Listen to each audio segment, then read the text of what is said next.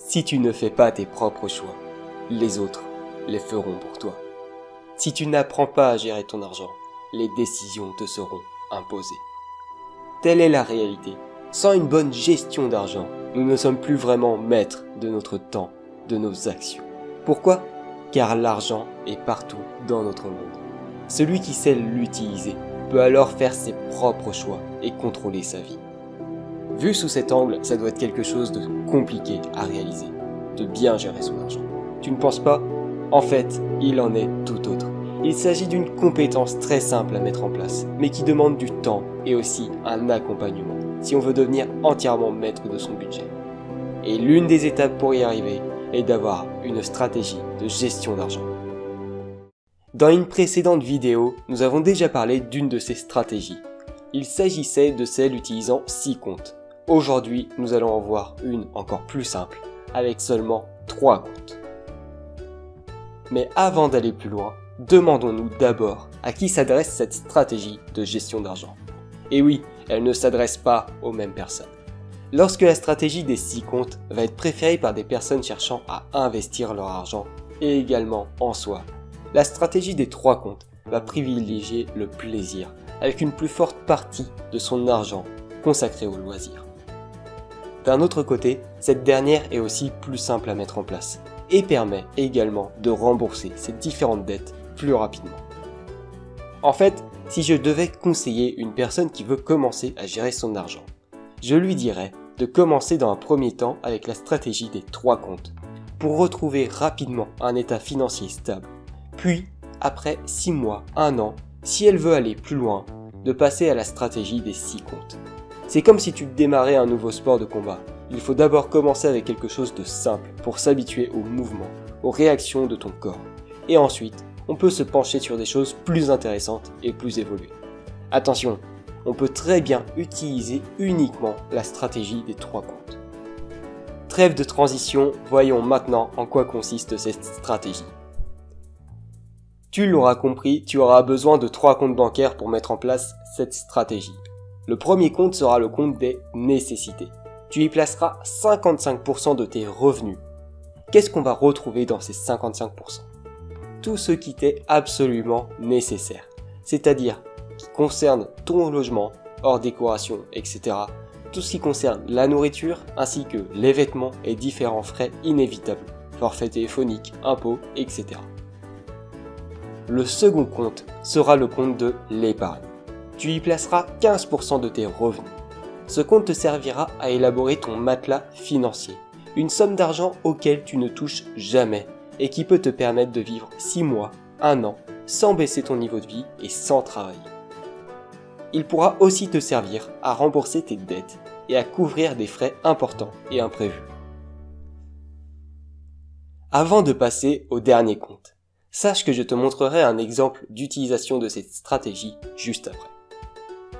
Le dernier compte où tu placeras 30% de ton argent est le compte des loisirs.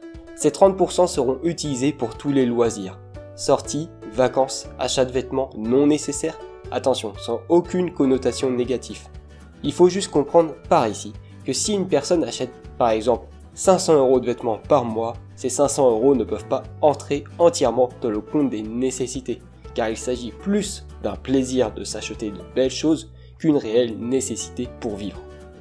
Sur ce compte, on retrouvera aussi les dépenses liées aux cadeaux, restaurants, soins esthétiques, dons, etc. Tu sais à présent comment gérer ton argent. Sache qu'il est généralement admis qu'il faut pouvoir économiser 10% de ses revenus pour commencer à avoir une bonne gestion de son argent. Ici, avec cette stratégie, tu économiseras 15%. Passons maintenant à un exemple plus concret de cette stratégie. Alors, on se retrouve sur l'outil de gestion d'argent que tu peux retrouver dans la description. Et pour cet exemple, j'ai rajouté un petit tableau pour la stratégie des 3 comptes et également j'ai décidé que ce mois-ci je gagnais 2900 € et que je prévoyais d'avoir un bonus de 100 €. J'ai donc, en fonction de ces 3000 € de salaire, de revenus, j'ai donc prévu la somme que j'allais mettre sur chacun des 3 comptes. Pour simplifier, j'ai rajouté une ligne avec la somme des dépenses, donc loisirs et nécessités. Et ensuite, avec ces 3 chiffres, je vais pouvoir donc prévoir combien je vais mettre en épargne, prévoir combien je vais dépenser dans chacune des catégories. Donc logement, transport, santé, alimentation, etc., etc. Alors, on peut trouver ça dur au premier abord, mais en fait ça ne l'est pas. Parce que pour le compte des nécessités par exemple, on a 1650 sur ce compte.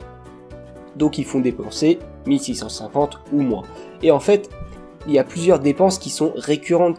Par exemple le loyer, l'assurance habitation, l'eau, poubelle, égout, le forfait téléphonique, les impôts, etc. etc.